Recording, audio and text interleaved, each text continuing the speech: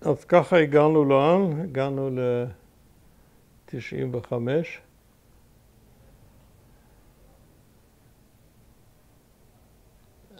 המאבק של גוש שלום התמקד יותר ויותר בהפגנות בשטחים הכבושים, ובעיקר במקום שנקרא בילעין. בילעין הפכה לסמל. למה דווקא בילעין ולא מקום אחר? קשה להסביר. מפני שבבילעין היו מנהיגים, לפחות שניים, אולי אפילו יותר, שהנהיגו את המאבק הזה שבוע במשך שנים.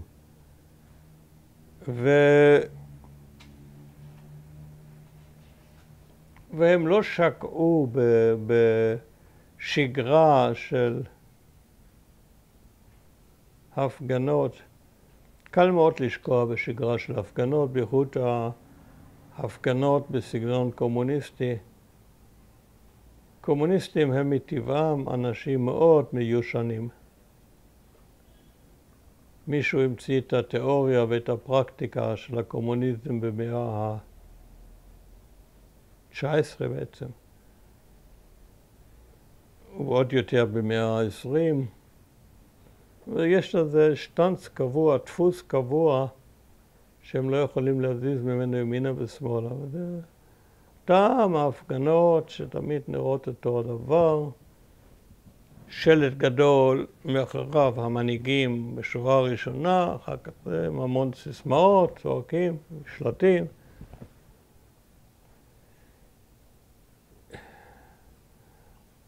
בבילעין היו ראשים יצרנים, דווקא בצד הערבי. והייתי בעשרות הפגנות בבילעין שכל אחת הייתה שונה מאחרת. זה קצת הזכיר את ההפגנות שעשינו עם שייח' ראאד בתקופת רבין הראשונה, נגד גירוש האסלאמים. שניים אלה, ואולי גם החברים שלהם, חשבו איזה עוקץ חדש לתת. פעם אחת הבאנו אשתו של אדם קלר, שהיא הולנדית במוצאה, היה לה מכר נגן פסנתר חשוב בהולנד. והוא היה מוכן לבקר בארץ. אז העמסנו פסנתר ישן. אני לא מספיק מוזיקלי בשביל לדעת אם הוא זייף או לא. העמסנו אותו על משאית ועשינו הפגנה שבראשה הפסנתר מנגן, ואחר כך הוא עשה קונצרט בבילעין עצמה וכל הכפר בא לשמוע מוזיקה קלאסית. שומן, שוברט, שניהם.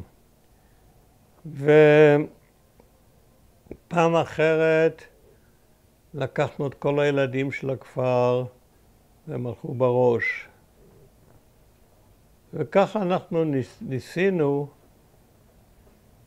לגוון. אחר כך פעם בנינו הם בנו איזה מין תא של בית סוהר עם סורגים, וזה הלך בראש. כל מיני דברים כאלה, ממש היה תענוג לעבוד איתם, היו אנשים נהדרים, אני מאוד אהבתי אותם. והם כמובן נכנסו ויצאו בבית הסוהר, אסרו אותם מדי פעם.